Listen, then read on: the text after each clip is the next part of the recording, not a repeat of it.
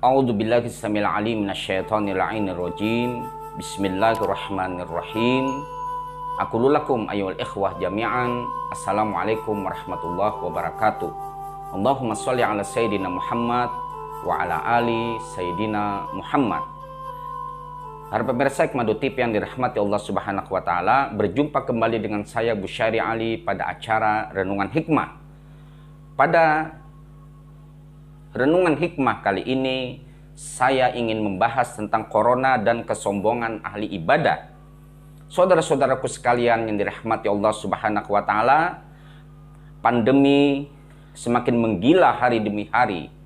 Kita saksikan sanak saudara, kerabat, teman dan tetangga, saudara, kita berjibago dengan dahsyatnya virus corona, bahkan sampai menegang nyawa. Pilu, sedih, dan kedukaan mendalam adalah derita dan berita yang setiap hari kita dengar dan baca di berbagai media. Ternyata hari ini masih banyak kita dengar para dai menyuarakan hoax dan keraguan di tengah masyarakat tentang hal ehwal COVID-19. Bahkan lebih parahnya lagi, mereka melakukan talbis, yaitu menampakkan kebatilan dalam rupa kebenaran.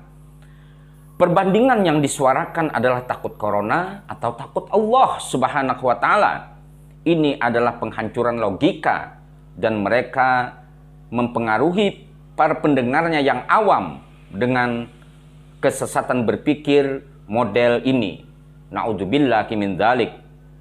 Bagaimana mungkin membandingkan takut akan virus dan takut Allah Subhanahu wa taala?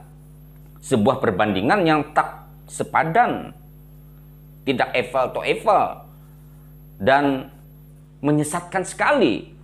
Takut akan sebuah wabah berarti dasar dari sebuah ketakutan terhadap wabah adalah sebuah ketakutan kosmologis atau yang disebut dengan ketakutan horizontal, di mana dasarnya adalah kebencian.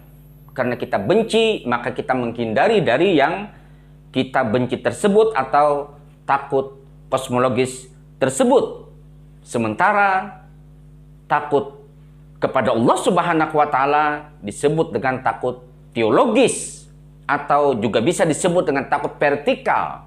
Dan dasar dari takut teologis ini dasarnya adalah cinta, di mana kita mendekati dan ingin mendapatkan ridha dari Allah Subhanahu wa taala, selalu mendekat kepada Allah Subhanahu wa taala. Rasulullah bersabda di dalam hadis beliau, khairun nas anfa'uhum linnas, sebaik-baik manusia adalah mereka yang memberi manfaat kepada manusia yang lainnya, menerapkan protokol kesehatan, berguna dalam memproteksi diri sendiri, memberi manfaat kepada orang lain, dan mempertinggi solidaritas sosial kita sebagai salah satu bentuk penerapan iman. Hentikan segala perdebatan menghadapi pandemi ini. Yang kita butuhkan adalah kesadaran dan solidaritas kita sebagai bangsa. Para cendekiawan dan pemuka agama harus terus-menerus mengedukasi umat tentang bagaimana sikap yang benar dalam melihat dan menyikapi masa darurat kesehatan dengan disiplin dan keimanan. Cukuplah kematian menjadi nasihat bagi kita semua. Rasulullah Shallallahu Alaihi Wasallam bersabda, wa kafa bil mauti wa idza, yang artinya cukuplah kematian itu sebagai pengingat. Artinya bahwa kematian sebenarnya sudah cukup menjadi nasihat agar manusia selalu ingat dan beribadah kepada Allah Subhanahu wa taala, agar manusia menjauhi segala macam bentuk kerusakan dan kemaksiatan. Semoga pandemi ini segera berlalu dan yang wafat diberikan pahala syahid dan husnul khotimah. Dan untuk mengakhiri apa yang saya sampaikan pada hari ini, saya ingin memetik sebuah catatan pendek sebagai pengingat. Ini saya kutip dengan mengutip ucapan Imam Al-Ghazali. Dengan terpelesetnya para ahli ibadah, setan lebih takut menggoda para pendosa yang bertobat daripada ahli ibadah yang bangga dengan amal ibadahnya. Semoga di tengah-tengah pandemi seperti ini kita bahu-membahu dan kita melakukan dan mengikuti protokol kesehatan dan jangan lupa vaksin. Karena mungkin saja virus corona tersebut terjangkit dalam diri kita, kemudian kita menularkan kepada orang lain. Dan virus corona itu secara realita memang benar-benar ada, sekalipun ada sebagian orang yang tidak mempercayai adanya virus corona. Untuk berhati-hati, selalu jaga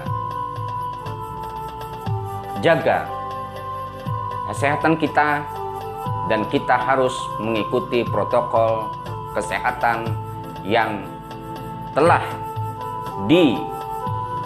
digulirkan oleh pemerintah Republik Indonesia. Sampai berjumpa pada renungan hikmah yang akan datang. Afu minkum. Assalamualaikum warahmatullahi wabarakatuh.